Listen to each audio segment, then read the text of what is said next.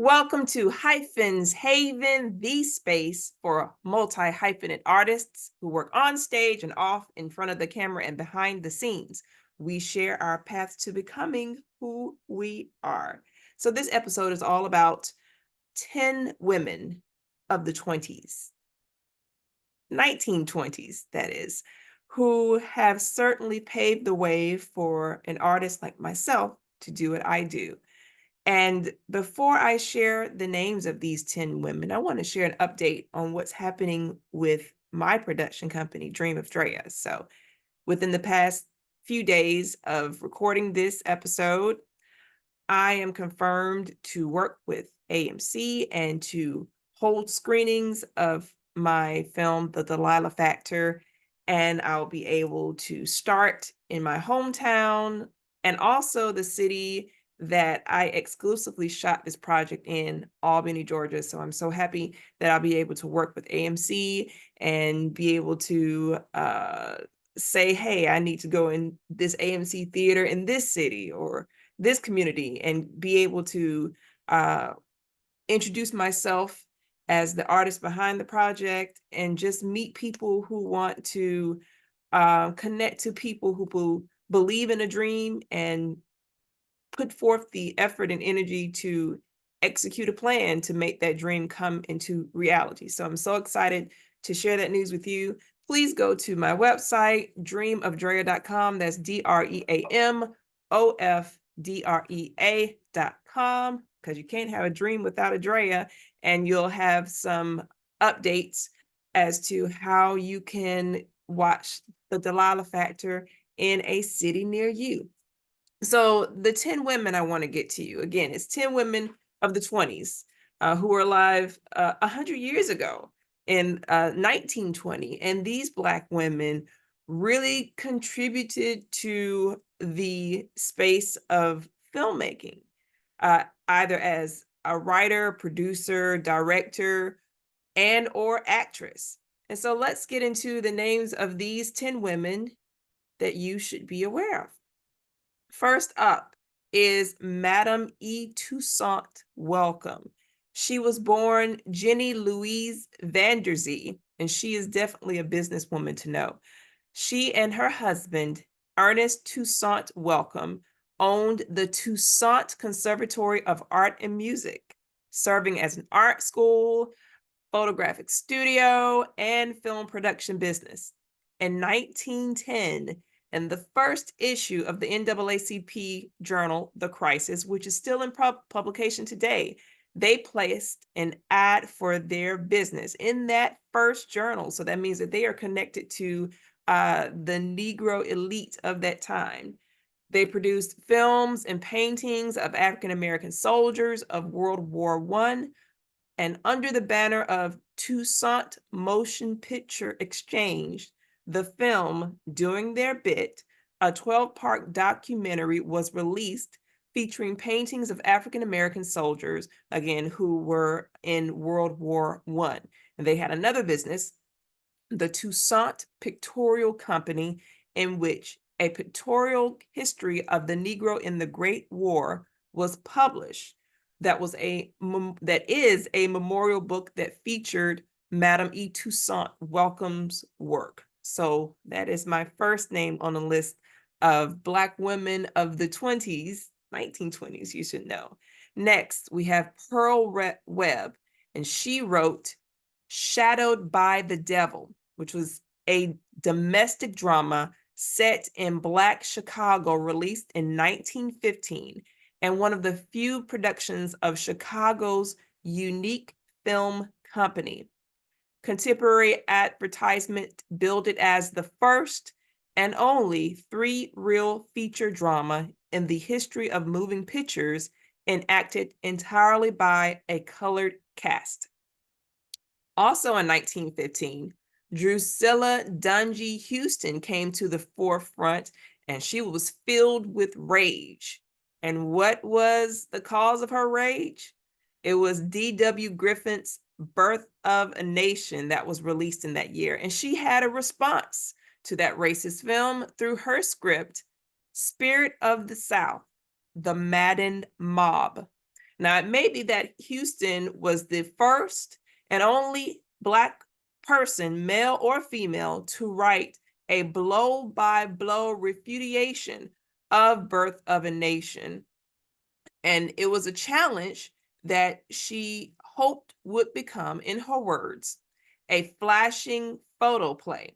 And in the closing statement of her prologue, this story told by a powerful graphnophone with the pictures flashing might be something new in moving pictures. But she was never able to produce that because she was in fear of her life. But I still speak her name for having the desire, the passion to write a response to D.W. Griffith's The Birth of a Nation. The third on my list is Birdie Gilmore, and she is mentioned as having had her play Jungle God produced by the Delzart Film Company, which was a Black independent film company in New York City. And it's not clear when that film was released, but through my research, the Delzart Film Company was founded in 1920. So probably some years after that founding date. Now, in 1922, the Black press named Tressie Souders as the first African-American woman director. Her film, A Woman's Era, was distributed by the Afro-American Film Exhibitors Company that was based in Kansas City, Missouri. And also in Kansas City, we have Maria P. Williams. She lived in that same city, and she produced, distributed, and acted in her own film, The Flames of Wrath. And that was in 1923.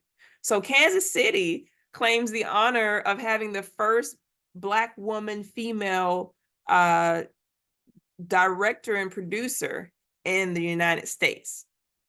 Next, we have Alice B. Russell. She was the second wife of Oscar Micheaux, and she played a large part in the professional life of her husband, and she starred in several of his films as well as helped to administer the Micheaux Film Company. Her acting work began in 1928 with The Broken Violin, and she continued working in various capacities until Micheaux's last film, The Betrayal, in 1948. She produced 3 of his films. Now, better known as a novelist, Zora Neale Hurston is also a pioneering Black woman filmmaker. The film footage, which includes Children's Games, which came about in 1928, Logging, also in 1928, and Baptism in 1929, appears to be from her work as a student of anthropology under the tutelage of famed anthropologist, professor, and mentor, Dr. Franz Boas.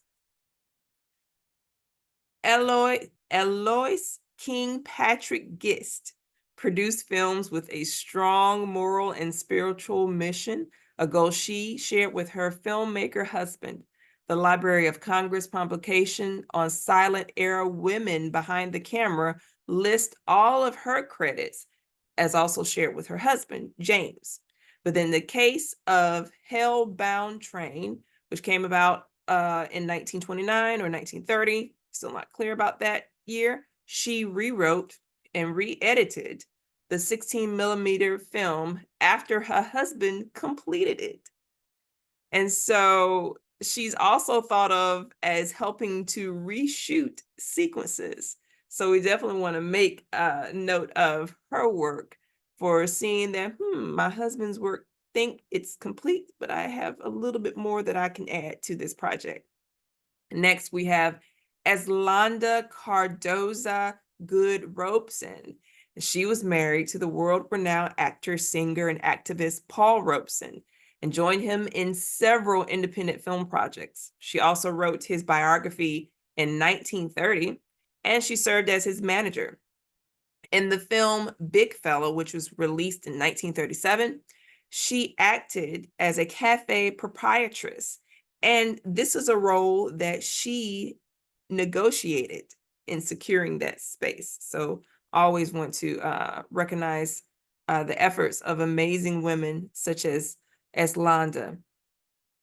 And that actually completes my list of 10 women to know. And I want to place these women in show notes. This episode is brief because I want us to take the time to go down the rabbit hole and research, starting with these 10 Black women who worked behind the scene, going back over 100 years ago. And again, these women contributed to what I do today. For me to be able to produce, write, direct, acted in, served as a hairstylist.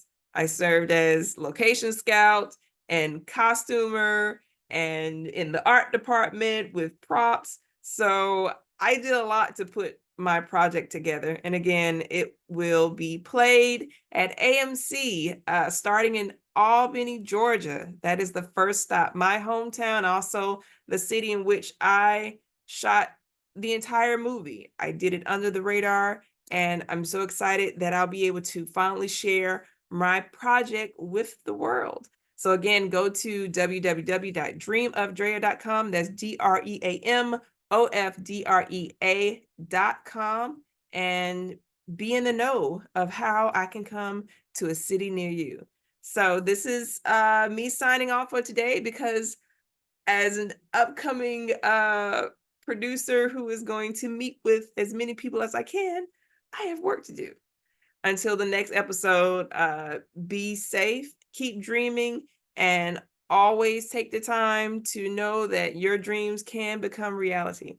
Bye, y'all.